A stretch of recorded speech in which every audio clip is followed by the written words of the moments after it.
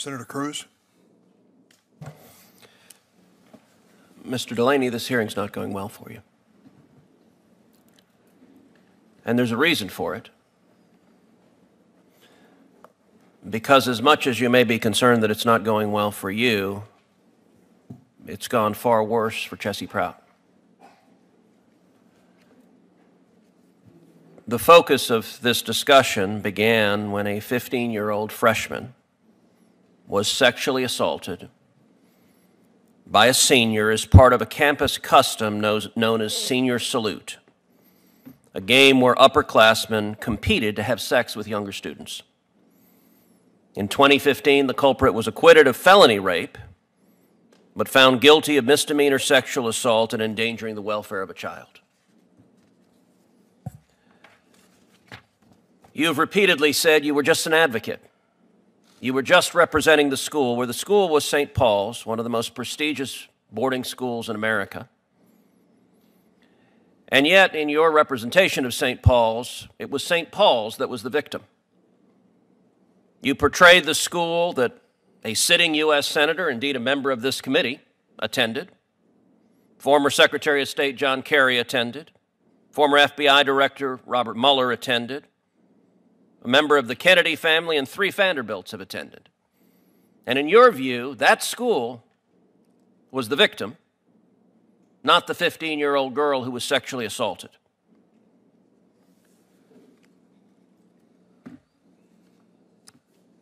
Your response to Senator Hawley was, I was just representing my clients. Well, I'll tell you, Mr. Delaney, you represented your clients very poorly.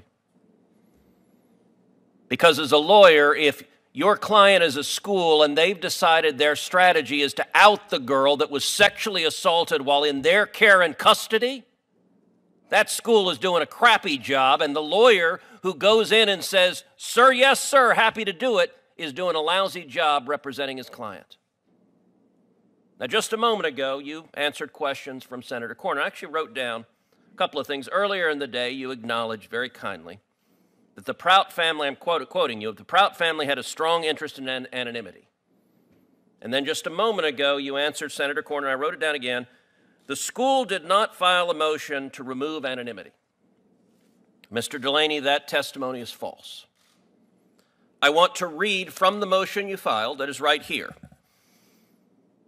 This is on page 2. The school recognizes that JD has an interest in protecting her anonymity. Now notice you told this committee the Prout family had a strong interest. Oddly enough, the word strong was not in your pleading. You graciously conceded they have an interest. Okay?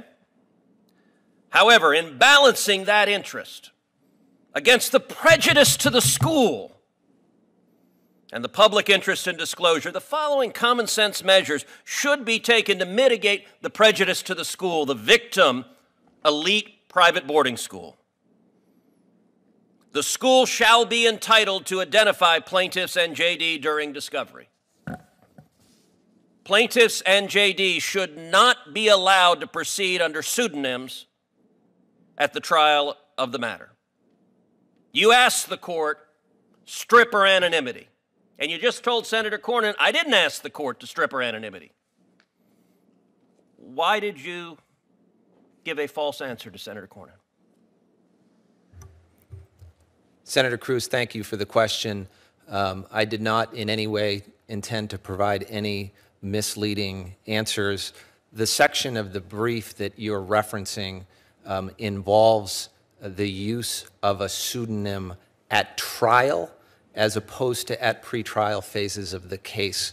And I'm not aware of... And so your view is it's common sense, that's the word you used, that a teenager, the victim of sexual assault, should be stripped of a pseudonym. That's just a common sense step.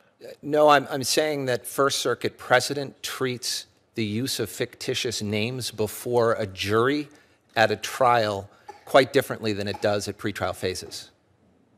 So Mr. and Mrs. Prout are here today. Thank you for coming. You and your daughter have been victimized now 3 times. First, on that horrific night. Secondly,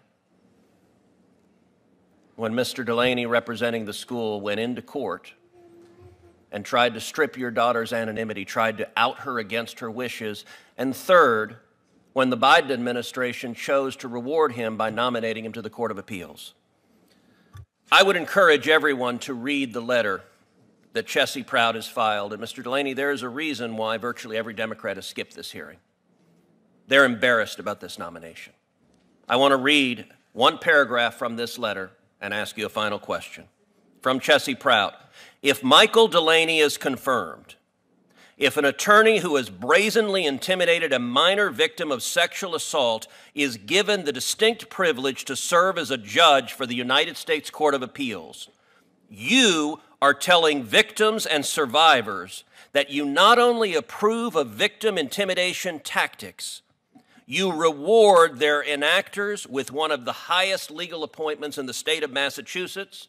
She goes on to say she made this point to the Biden Justice Department. Mr. Delaney, if this committee votes to confirm you, what message does that tell every other victim of sexual assault, child victim of sexual assault, if seeking to out them publicly gets rewarded with a judicial nomination? Thank you for the question, Senator. I have spent nearly 30 years in my legal career, half of that in public service.